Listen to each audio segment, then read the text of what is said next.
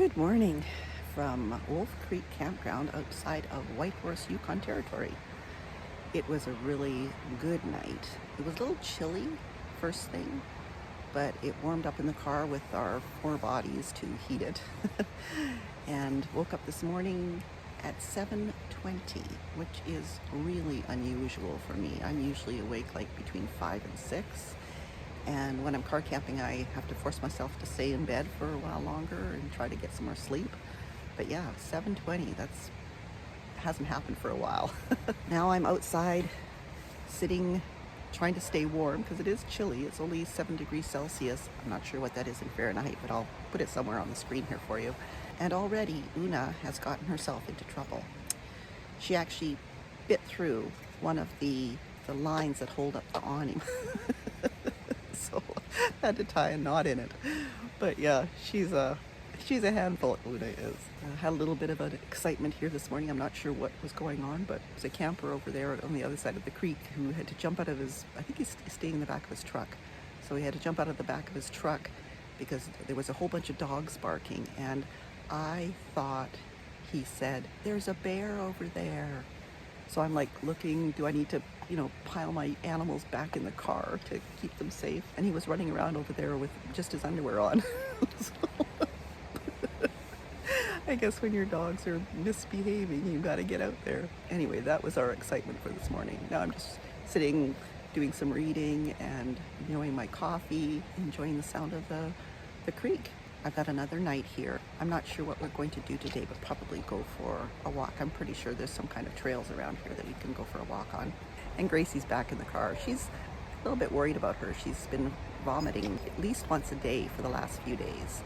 And thankfully, the last 2 times she vomited, she did it on the floor mat for the driver's seat. I'm a little bit concerned that the food she's eating isn't agreeing with her maybe. So when I head back into town tomorrow, I will try to find a different food for her. Maybe that'll make a difference. But she's not usually sensitive to food. She does go through times of vomiting when she is shedding because she gets hairballs and it makes her throw up. I had her into the vet last year and she had a hairball pushed up against her cervix and it was really making her sick. So she was finding herself. She seems to be a little quieter than normal just the last couple days. So I'm keeping an eye on her and we'll let you know how that goes. And Una's just pulled up one of the pegs, so I'm gonna have to go and rescue my awning. It's never a dull moment.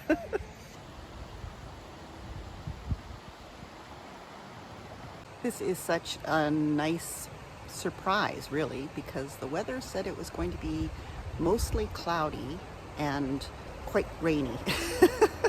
But we're actually getting some sunshine, which is really nice. Freddie has taken over my chair. And we have Gracie, who is still not feeling well, sitting up there on the box. She enjoys looking out the windows, but she doesn't really want to come outside right now, which is different for her. She's already thrown up on my bed this morning. Oh, chasing bugs. But yeah, I hope she's going to be feeling better soon. I'm a little worried about her.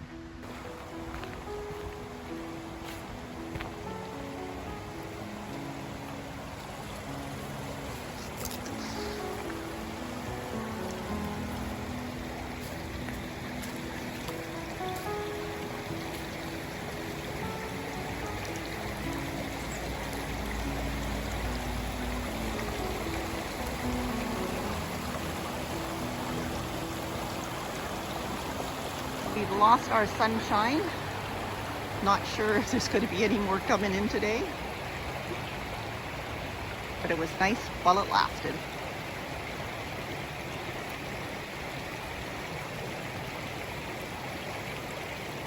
You can see by the table, which I have cleaned off a couple of times today already, that fall is here. The leaves keep on falling out of the trees all over everything. But I'm going to mix some of my freeze-dried fruits into my Greek yogurt and let it sit for a little while to rehydrate. So I've got some freeze-dried strawberries. I'm going to throw some in there. Throw a few more in there. I have some blueberries. Those in there. Some escaping and some raspberries. It's going to be a tight squeeze. Sink them into the yogurt. Put the ones that have fallen out back in there. This would be easier if I eaten some of the yogurt first, but oh well.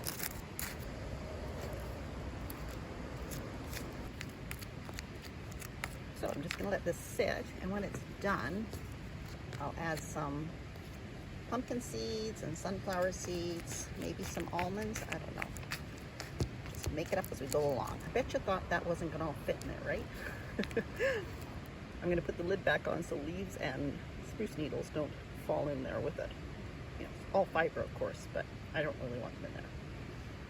Now that the sun has gone down, it's getting a little chilly out here again, so I'm going to make some more coffee and sit and try to stay warm and read my book. Put enough in for 2 cups. I love this coffee maker. It makes pour over so easy. Just fill it up. Put this lid on to keep leaves and needles and also to keep it warm. And it just goes through all by itself. You don't have to keep on adding water into your mug. It's perfect. It's all drained through.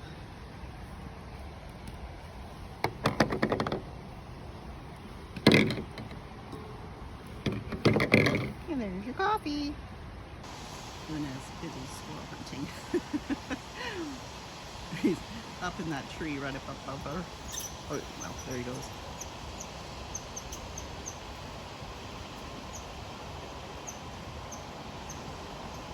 Keeps her entertained anyway.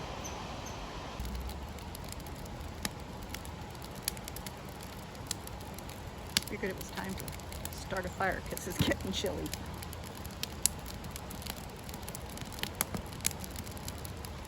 Freddie, Una, and I are going on a little hike to a viewing platform that's supposed to look over the valley. Pretty nice view from up here. Look at those pretty fall colors on the side hill. And you can see the Yukon River through the trees there. And over this way, there is a truck on the highway. But that, I don't know what you call that. I'm not sure if that was created from mining or what it was from, but down below there where you can see the what looks like freshly sloughed side, that's right above where our campsite is. So this map here says that that is Pine Ridge subdivision on the other side of that. So that ridge there that is above our campsite is Pine Ridge. And I guess it's a natural, probably glaciated ridge left behind from the glaciers. This information placard here says that the mature forest in the valley here where the campground is rare in the Whitehorse area. Most of the forest close to the Yukon River was cut to supply wood for homes and riverboats. So they needed the wood to fire up the riverboats as well as to heat homes and build them. This is a boreal forest. So the dogs are getting restless, so I better get a move on. So we're gonna carry on down this trail, and it is supposed to go to where Wolf Creek empties into the Yukon River. Hopefully we're not going to run into a bear on our way. I didn't bring any bear spray with me.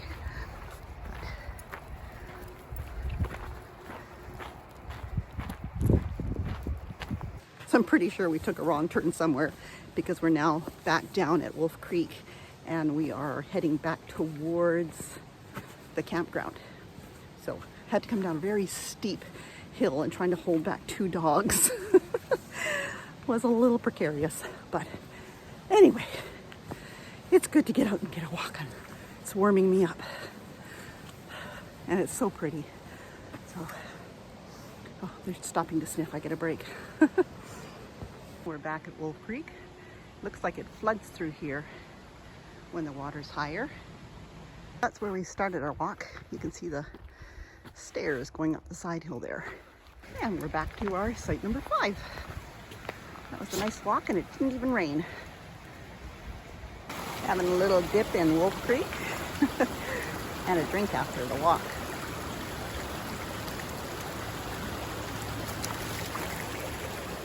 All done? Okay, come on. Well, the rain has finally arrived.